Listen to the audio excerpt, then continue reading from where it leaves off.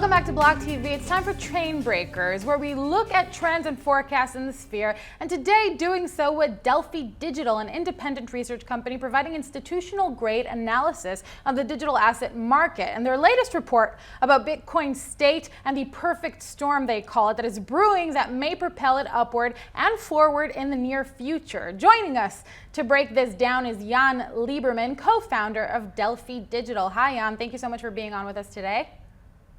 Thank you for having me.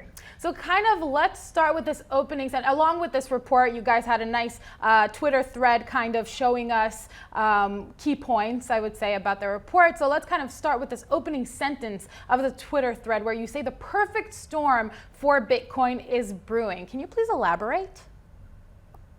Sure. So if you think about Bitcoin's a global asset, now you have to think about it in the context of how it performs relative to other assets. And we're kind of in a place where, you know, the U.S. has been in an expansionary period for a little over 10 years now, and we're in a position where you're starting to see rate cuts, which we just had the first one in July, at the end of a boom, which typically doesn't really happen. Those typically precede recessions or occur right afterwards to kind of help with recovery. And so you're seeing a situation where global growth is slowing. There aren't really too many places in the world you can find yield with $15 trillion of the world's debt being negative yielding.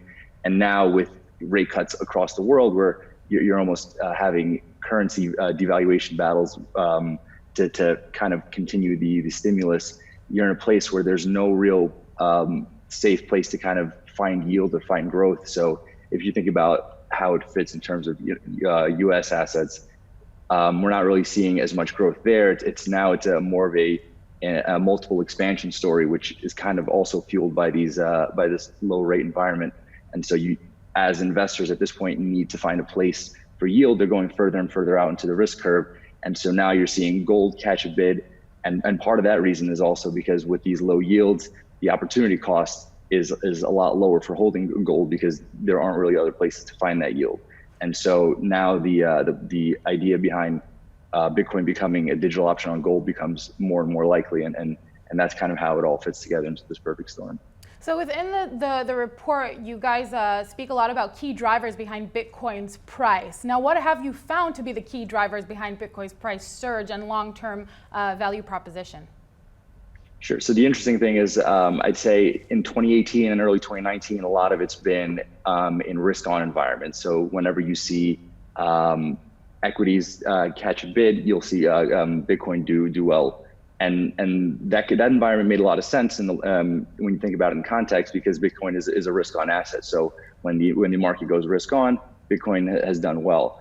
And now we're starting to see an environment where you're seeing gold start to appreciate, and that's kind of how it fits into that perfect storm. So you're almost seeing a transition from Bitcoin being correlated to a risk-on attitude in the equity markets to a flight to safety, a flight to something where devaluation isn't really as big of an issue, and that's kind of how you see Bitcoin trending almost in line with gold recently.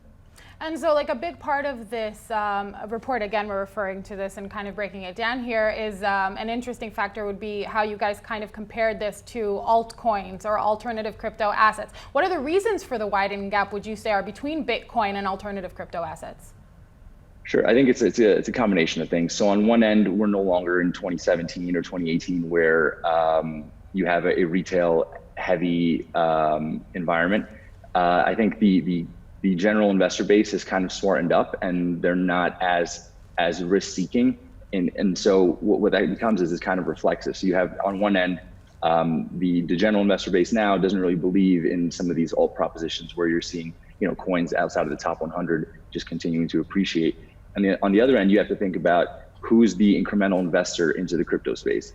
It's individuals. It's part of it is going to be institutions, part of it's retail. But what have they heard before is on the retail side, you've seen all these issues, all these scams, and so that kind of veers them towards Bitcoin. And on the institutional side, it's very difficult already to convince. It's not rather it's enough of a hurdle to convince individuals about the value proposition of Bitcoin, and let alone trying to go further and further out onto the spectrum. So you have to think about majority of the incremental money is coming into Bitcoin, and at the same time, the existing investor base is already thinking about allocating to Bitcoin. So that's why you see, a lot of these coins that list will run up and then immediately kind of pull back to where they started. So, and as you can continuously see that, investors realize that, all right, if it's running up and I'm buying in with the expectation that it's going to run back to its base point. And so that reflexivity kind of creates this environment where there are one-off catalysts that'll drive other coins' value up, but then they kind of come right back down, and all of that money flocks back into Bitcoin. And that's how you see the kind of the dispersion between the two. And earlier you were kind of speaking about this shift that Bitcoin is turning into kind of a digital gold, so to speak. Can you elaborate a little bit on the reversal of the relationship between Bitcoin and risk assets? So this kind of shift into being digital gold. Sure, and I guess it's almost too soon to say that this is definitely going to be the play going forward, as this relationship has only existed over the past couple of months. But it's also about just the education part, and I think people are starting to more and more realize that in order for Bitcoin to kind of become what it wants to be as this kind of alternative currency, not to say that it will replace all currencies, but as an alternative way of transacting, it kind of has to become a store of value first. And the way that it gets there is, so the thing is, you're not really going to spend something that you believe will appreciate. So what happens is it kind of feeds into that narrative of, I understand that this is now similar to gold in the sense that it's an inflationary hedge. It's secure. It's something that's non-sovereign, and that's honestly the biggest portion is the fact that you're starting to see all these nations and all these federal banks and across the world cut rates, and so you're looking for a non-sovereign, non-inflationary store of value, and so Bitcoin kind of fits right into that narrative. So in the sixth part of this thread, of the Twitter thread, you guys say, and I'm quoting here, a number of key factors investors should be watching. For starters, the risk of a recession in the US is rising and fast. You guys are warning here. So do you believe a US recession is coming, and what do you think that would mean for crypto? I think there's a lot of signs that point towards it. One, just the length of the current boom, which on its own isn't really a catalyst, but you kind of have to keep that in mind. You're starting to see you're starting to see the yield curve invert, which is always a precursor for some sort of a recession. At the same time, you're starting to see multiple expansion, which it kind of alludes to the fact that growth is kind of harder to come by.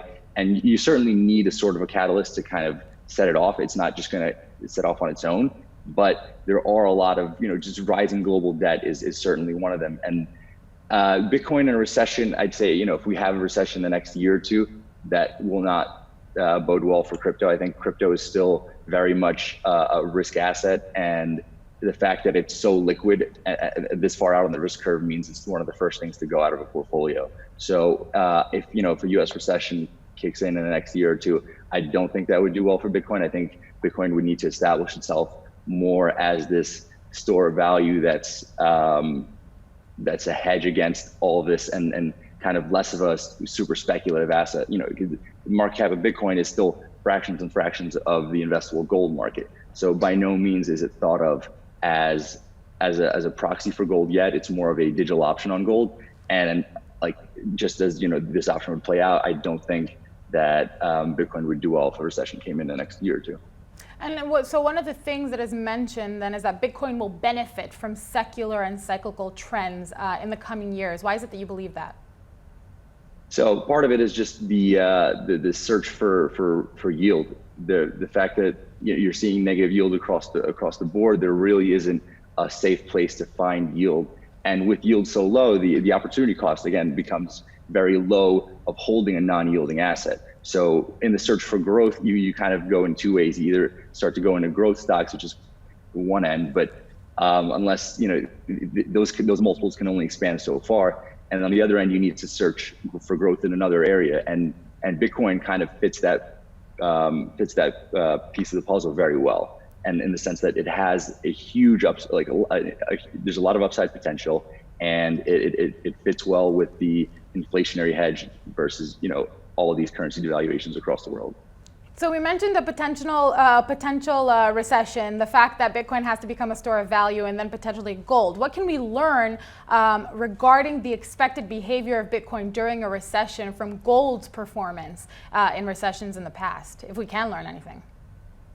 So gold's certainly done well. I think it depends on when the recession kind of kicks in. If it's still early enough where Bitcoin is more of a digital option rather than a digital alternative to gold, then I think it would bode well for Bitcoin in those situations. But in situations where right now it's still so risk on, it's tough to really use gold as a proxy this early on. I think over time, as the narrative builds up and Bitcoin gains more adoption as this alternative store of value, then depending on where we are in that point of the cycle, it could bode well for Bitcoin. But it's tough to take anything away from gold, depending if the recession hit now. I think again, if it kicked in later on, based on how gold's trended in previous recessions, it could do well.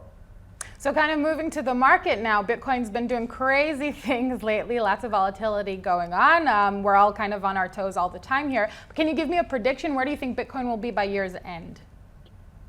Year's end. That's so it's funny. I came on the show a few months ago. I think Bitcoin might have been at 6 or 5 or 6 at the time, and I gave a prediction of 8 to 12. Clearly, that's a bit low. Where do I see it?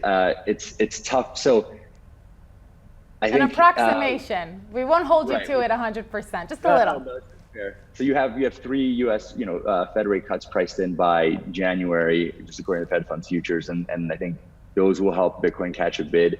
The thing is, if you look at on-chain volume, there's a lot of effectively empty air between 14,000 and kind of the all-time high. So and that $13,000 to $14,000 is also a significant technical level. So I think if we can break through that with significant volume, we could end the year near all-time highs. But again, it's kind of dependent on whether or not we can break through that technical level and have the volume to push forward.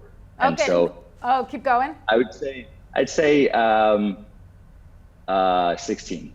You'd say 16 by year's end. Okay, I don't know if this one would be easier, but then, so if I were to ask you by end of 2020 or end of 2020, where do you think we'll be?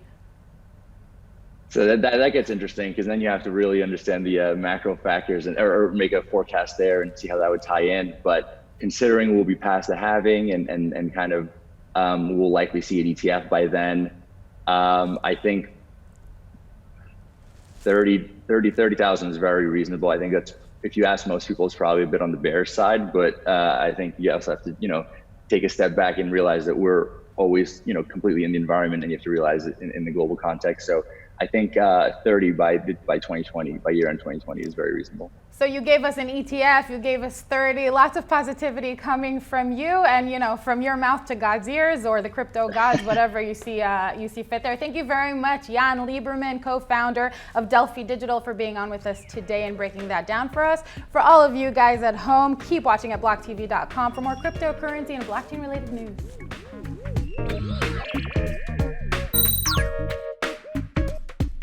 For more news and updates, follow us on Twitter.